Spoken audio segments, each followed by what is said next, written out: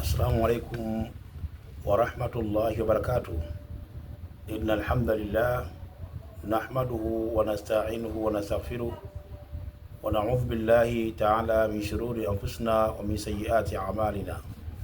Man yahdihillahu fala mudilla lahu wa man yudlil falan tajida lahu waliyan murshida. Amma ba'd. Baada ya kumshukuru Mwenyezi Mungu Subhanahu wa Ta'ala na kumtakia ziada za rehma Bwana Mtume Muhammad sallallahu alaihi wasallam.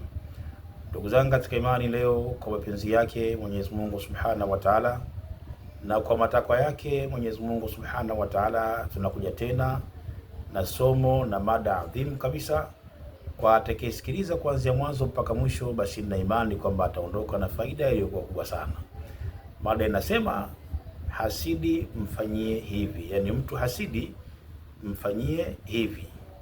Leo nataka nikuelekeze jambo ambalo ukilifanya hili, basi yale madhara ya hasidi wako, yale madhila yake yale, basi yanakwenda kumrudia yeye mwenyewe.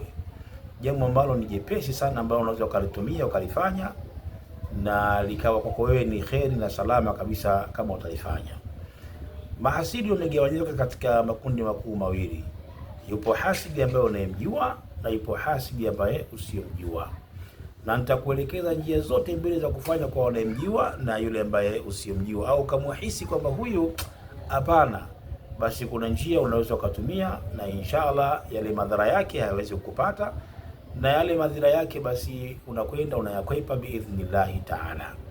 Kwa hiyo twende kwa pamoja, mimi na wewe nikakuelekeze namna gani unaweza ukajilinda na shari za hasidi.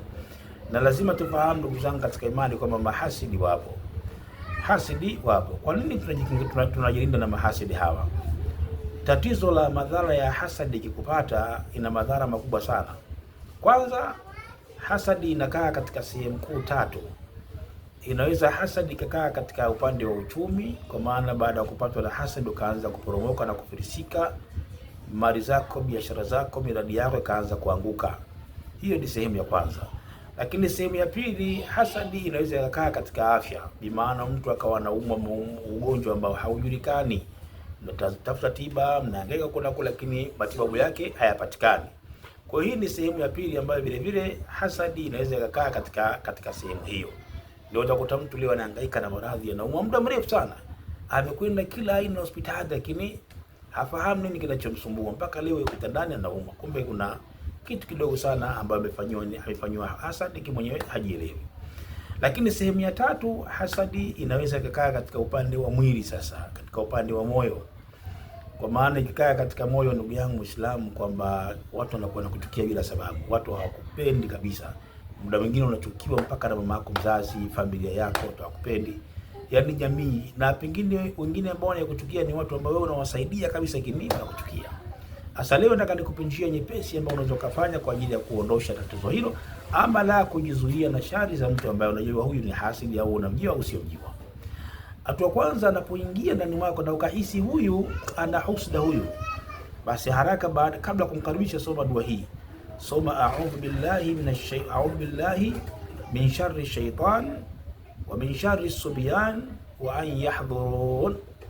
A'udhu billahi min sharri shaitani wa min sharri subyani wa an yahdhurun. Kipindi kile anaingia, ni kabla kumfungulia mlango, basi unasoma kwanza dua hiyo. Na tayari ameshaingia, mfano labda amekaa kwenye kochi, amekaa kwenye kiti, amekaa kwenye msala, basi pale anapoingia, hata kimoyomoyo tu sema maneno haya: a'udhu bikalimati llahi tamma min sharri ma khalaqa. A'udhu bikalimati llahi tamma min sharri ma khalaqa.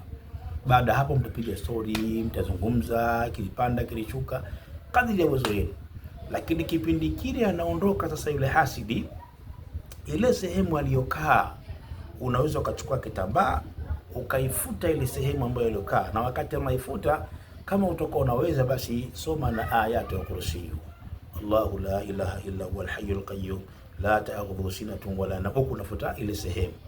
Ukimaliza kuifuta kile kitambaa, chukua nenda kakitupe zako jalalani au kakifikia sehemu yote utakayoweza.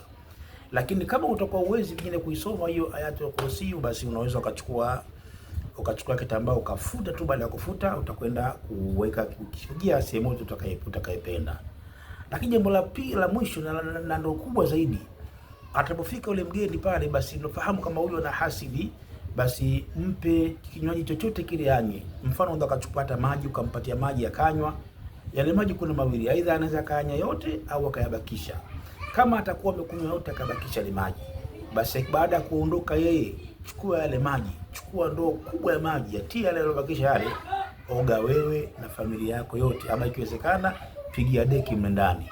Wallahi lazim, kama alikuwa amekuja na sumu, alikuwa na mahasadi yake yote, yanakuja yanapotea mbali.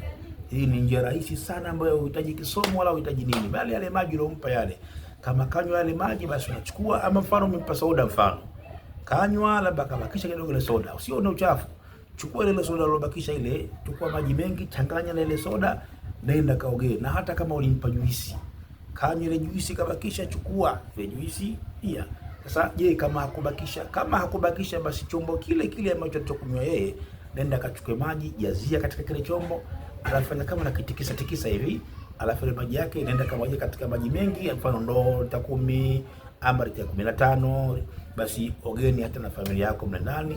Ama ikiwezekana, basi mengine unaweza kupiga deki katika nyumba yako. Ukifanya hivi, shekhe wangu, inakuwa umeziua shari zote. Kama kaja na ubaya, kaja na marogo yote, unakuwa umeyaua. Na hii unaweza ukafanya kwa mtu unayemfahamu kama huyu ni hasidi, ama unaweza ukafanya kwa mtu usiyefahamu kama huyu ni hasidi, kwa ajili ya kujikinga na kujiepusha na shari za hasidi. Hata katika eneo lako la kazi unafahamu kwamba fulani huyu sio mtu mzuri kwangu, huyu fulani ni hasidi, unaweza kumnunulia kinywaji, kamnunulia kinywaji akanywa, akishakunywa bakabakisha kidogo, chukua ile chupa bila mwenye kujua, ama glasi ile, utakwenda kuchukua maji yake katika maji yale, utakwenda kuogea. Ukifanya hivi, basi unakwenda kuua shari za mtu huyo ambaye ni hasidi.